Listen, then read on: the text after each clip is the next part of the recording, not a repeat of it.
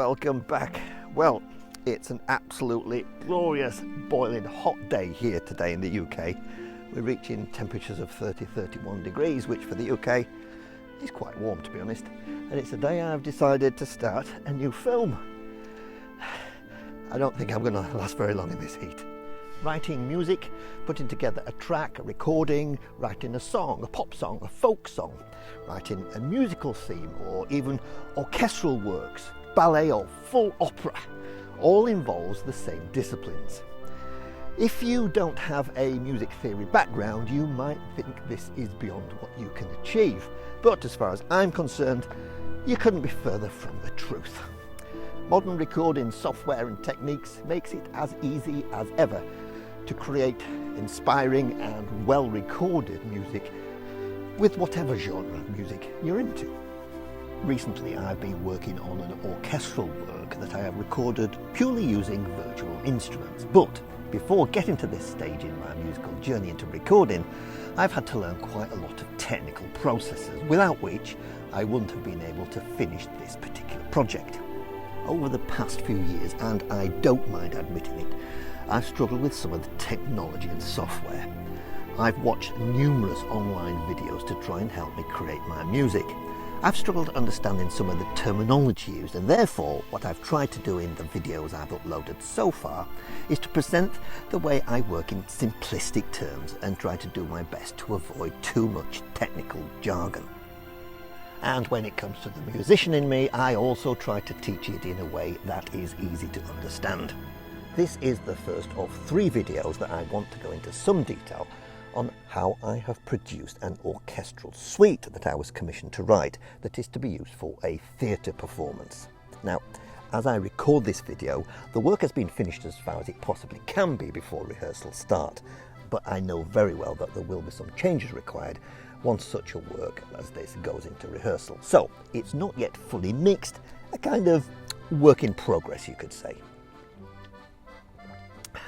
You see, I thought it would be quite useful for those of you just getting into producing music and similar home recording software and using virtual instruments to see how I've put this orchestral suite together, and at the same time taught you through some of the various stages you would need to work through in order to put something together with this amount of complexity. But don't be put off. Oh, and if you want to hear some of the work in advance, then take a look at this video, which is the ballet movement from the work in question. Okay, so let's head inside. It'll be a bit cooler and see what these videos are going to cover. Okay, let's make a start then, but let me start by offering an apology. If you can hear a hum in the background, then it's my trusty, overworked fan. It's still quite warm today. So then, what are we going to be covering? Well, first of all, I want to explain the work in question and how the music I'm producing is to be used, because it's quite unusual. We'll also look at creating a story, which is something that I find very important and something I always like to have in mind when I'm composing such orchestral music. We'll look at plotting the sections or movements, if you will, of the work and how moods are created within the music. We'll look at some basic concepts of melody and how I sometimes like to develop musical ideas. Now, don't be put off by that phrase music theory and feel that if you're not classically or musically trained, this isn't for you. You don't need to have a great deal of music theory to create orchestral music. We'll look at my specific workflow and how I like to go from a melodic idea to getting it down on paper and recording it. And we'll also look at some basics of orchestration and my go-to book of orchestration that I would highly recommend if you're just starting out on this journey.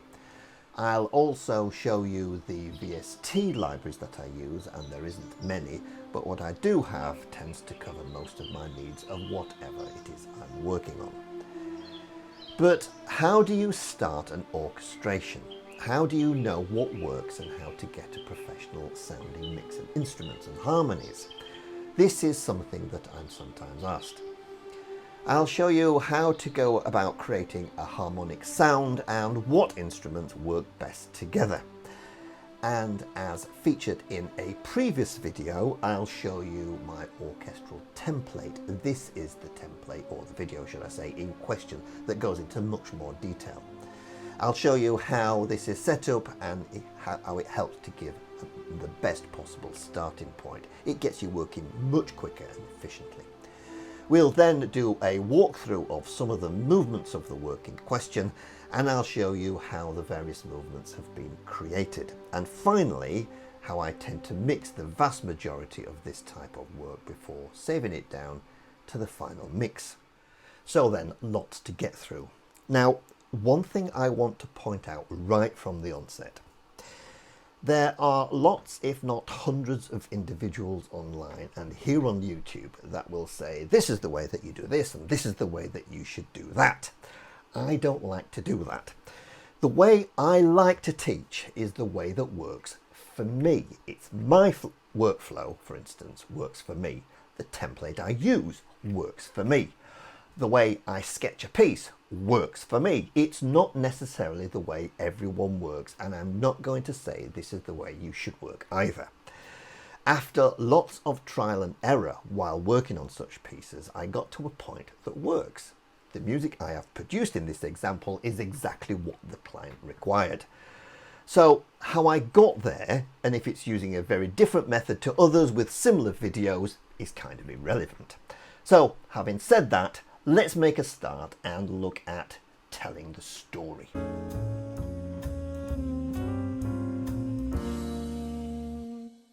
The vast majority of the work that I do requires telling a story.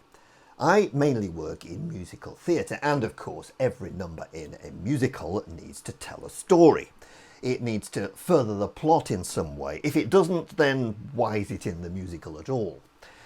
Similarly, a great deal of classical music also tells a story.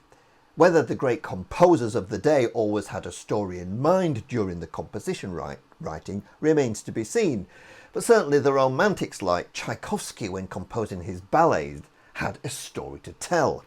Mozart, Puccini, Wagner and the like, whilst creating their great operas of the day, were all telling their story. Whether you have a story to tell in the music you wish to write, or whether you compose just for pleasure, having a story in mind, a scene, an atmosphere to create is made a great deal easier if you have in your mind a picture of some kind. It will help you decide on mood, on key, tempo, the instrumentation to use, and so forth. In the example I'm using for these videos, I certainly had a story to tell. I work for a local charity, a theatre company in the area where I live, and they commissioned me to write a 45-minute piece of music to tell the story of a local man who, in the 19th century, became very famous for his performing elephants. Now, if you deduce from that it was a circus performer, you're right. Not an easy subject, I know, given that all performing animals are now banned. But what stands out from this story is the love and dedication this man had for his animals. He toured Europe with his brother in a circus act as an acrobat before the act came to an abrupt end following an accident. He then gained employment in Ceylon on a tea plantation where he saw children teaching small elephants to do simple tricks. He started training these animals, brought them back to the UK, performed in front of Queen Victoria and then across America, and became part of the Buffalo Bill Wild West show along with the gun-toting Annie Oakley, and finally selling his act to the circus impresario Phineas Taylor Barnum, made famous in the musical and more recently the movie The Greatest Showman. Now, the reason I wanted to give you that detail is that you can see that there really is plenty of material here when it comes to storytelling. It's a little bit like what comes first, the lyrics or the music, when in songwriting. For me, I need to have a firm vision in my head before I start composing. Like you would do if you were writing to film and have a distinct image on the screen, or in this case on paper. I find helps enormously. So then, we now have our story.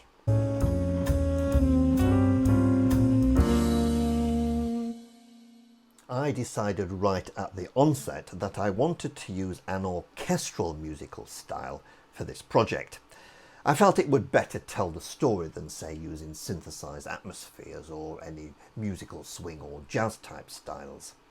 Given the traditional orchestral style and given the amount of story I needed to tell, it made sense to start splitting the story down into musical sections, or movements if you wish.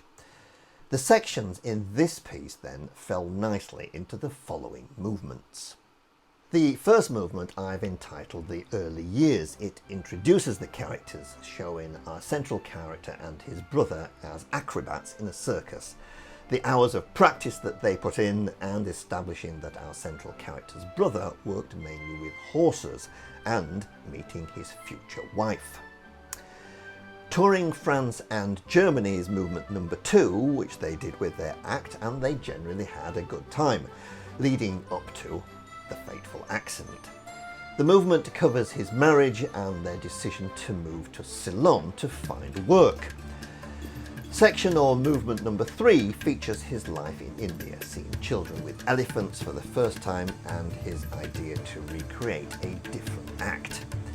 His performance with or in front of Queen Victoria is movement number 4, and how he grew his act up to and including a nightly ballet, as he described it, in the town where he lived. Movement number 6 is the tour of America, and finally giving up all that he loved in his final performance. What I should point out at this point is that the production company that I'm working for is telling this story primarily through movement and dance rather than through song. So melody is going to be quite key in what I write. So we now have our sections or movements. We now move on to splitting each of these movements down into areas of the story to tell. Within each section, therefore, we need a melodic theme. Some may be slow, some may be exciting and have a sense of urgency. The next job then was to break down the melodic themes down into that part of the story that's being told on stage at that point in the script. Therefore, we now need to create what I like to call the mood.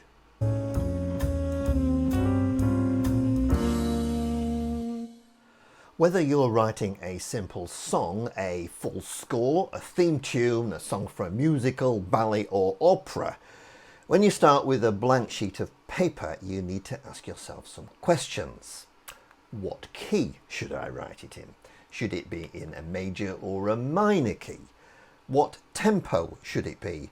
And what mood do I need to recreate? For those that don't know a great deal about music theory, you may have noted that others that produce tutorial videos, maybe here on YouTube, tend to start in the key of C major if it's a major key, or A minor if it's a minor key.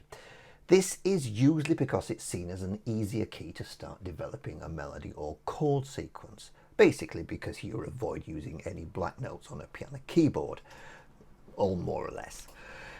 The key of your music isn't that important at this stage, unless of course it's a piece of music that needs to be sung. In that case, you take into consideration as to whether it's to be sung by a male or a female voice. What is more important, however, is whether it's to be in a major key or a minor key. Major keys sound brighter, more positive and happier in general, whereas minor keys tend to set more of a sad melancholy or create a dramatic type mood. Tempo, of course, is vital in creating a mood for reasons you don't need me to go into. Sense of urgency, for instance. Not so urgent.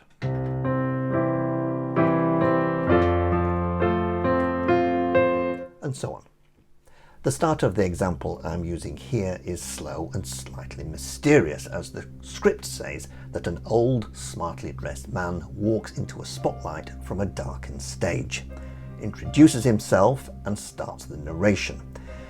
It is actually the older version of our central character that is to act as a narrator telling his own story. It starts with a drone and indications of a theme yet to be formally introduced. This continues to the end of the narration passage, where we hear a fanfare and the introduction of our first melodic theme.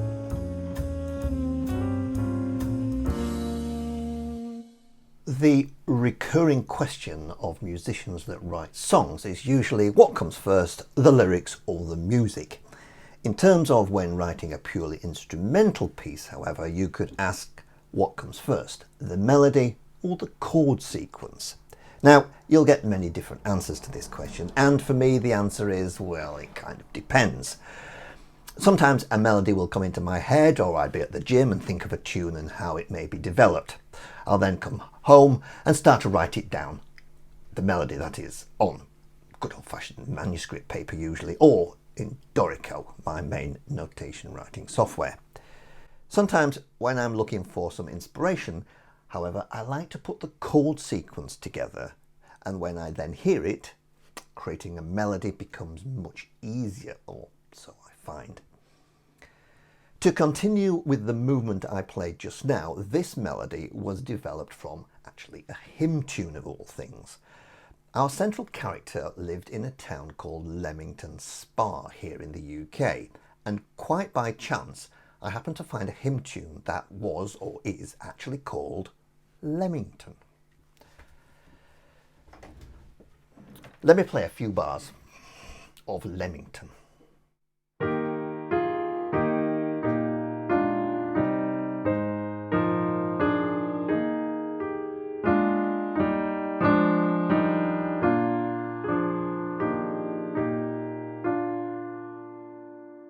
I then changed the time signature of the piece. I changed the key, the style and feel of the melody, changed the harmony, and used that hymn to become this.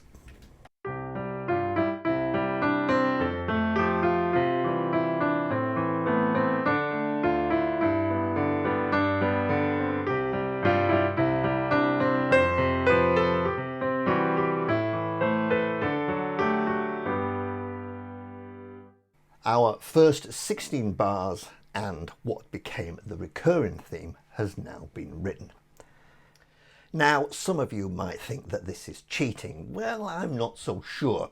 It started with a previously written melody, but has ended up something completely different. In fact, there are many examples of composers using others' chord sequences and melodies and making a new arrangement. The theme tune for the recent Netflix The Crown has been attributed to Hans Zimmer, but it's actually a chord sequence originally written by a 17th century English composer, Henry Purcell, from the third act of his opera King Arthur, called What Power Thou Art. If you don't believe me, go check it out. But of course, not all melodies are taken from elsewhere and developed. Further into this section of the movement, I needed to create a circus type feel. Now, what is that, you might ask? Well, if you listen to music used in circuses, it's usually energetic, quite melodic, jolly, happy sound, so a major key should be considered. This melody came to me while out on my bike one morning. Let's take a look.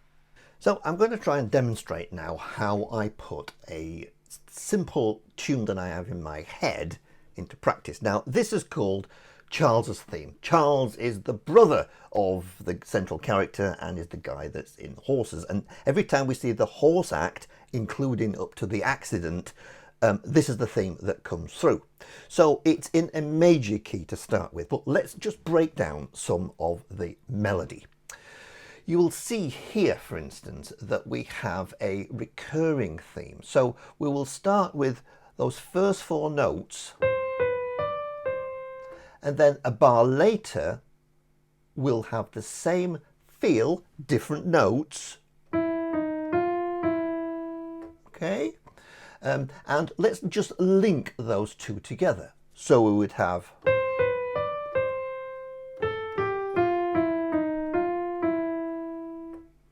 let's just jump a little bit. Let's move down now to these two bars, because we'll see here that we've got exactly the same theme again, but in a slightly different position of the stave.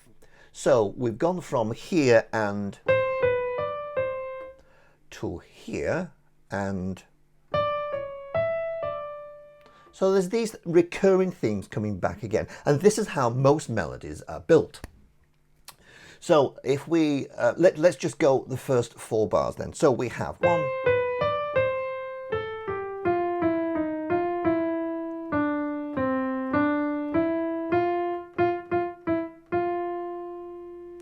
and then more or less the same thing again, but higher.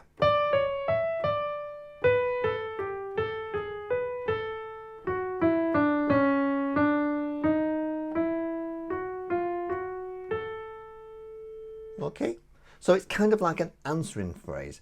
And I think if you look at a lot of melodies, whether it's popular song melodies, or whether it's folk song, or whether it's orchestral music, or whether it's musical theatre, if you actually break a melody down bar by bar, you see lots of recurring themes, sometimes in different positions in the scale, however.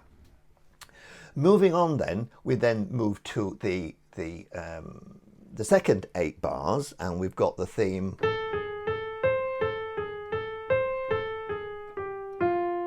And let's repeat that, but a little bit lower.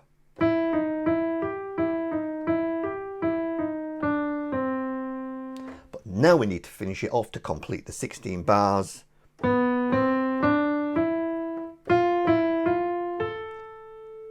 Recognise that? Or nearly. And then just finish it off by.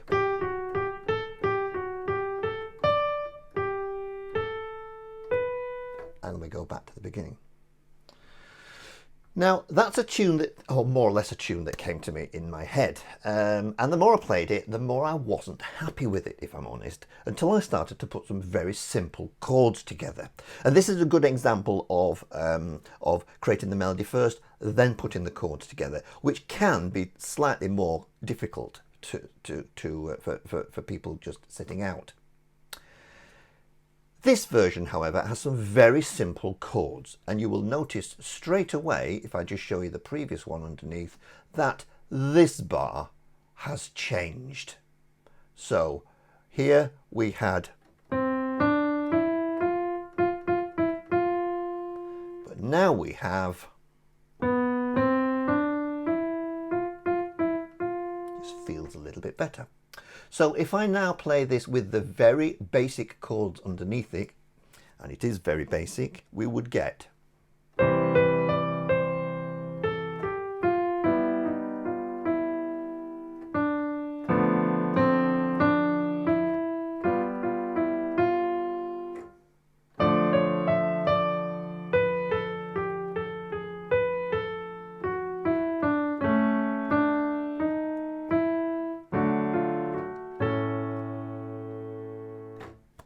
So it's starting to come together. We then find that we can put much more complicated chords in if need be, and if I show you the third version, it will have more complicated chords.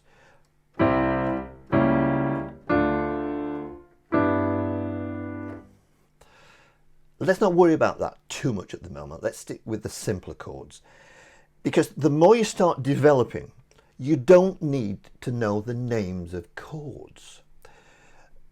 If you've started with the basics, in this instance, say C or F or D minor or G7, for instance, you can then start to play around and you don't need to know the name of the chord. Just stick it in. So we've gone from a relatively simple melody with a relatively simple set of chords to some more complicated chords. Now, I know I'm taking an enormous jump at this point because this is more or less the finished orchestrated version of it, but I want to give you an idea of what it sounds like using those slightly more complicated chords. Now, because this is a stage performance, you'll hear some applause and perhaps some horse sounds coming through, but what was Charles's melody has now become this.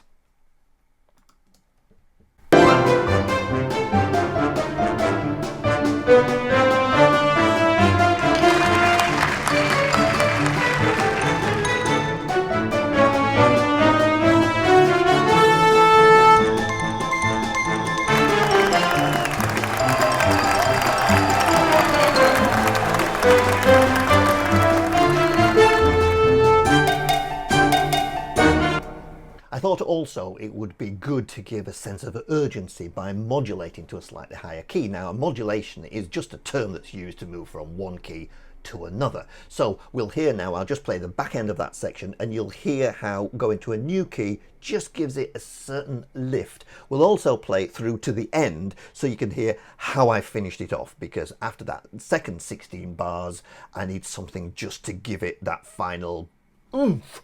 Here we go. Just coming up to the change of key then.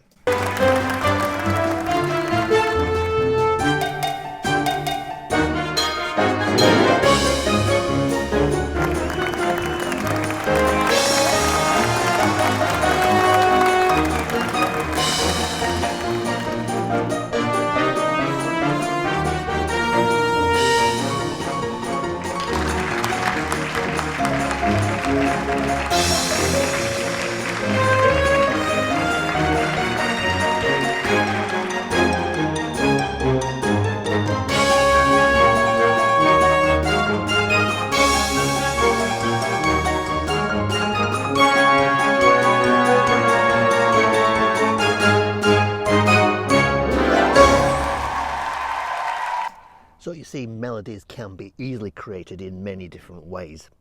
In the next video, we're going to look at some basic music theory. Don't be put off.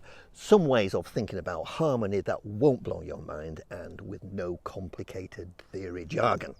We'll also look at my specific workflow, how I get from a melody to a chord sequence to an orchestration. And we'll look at some of the orchestration basics and a book, and a particular book that I highly recommend and why.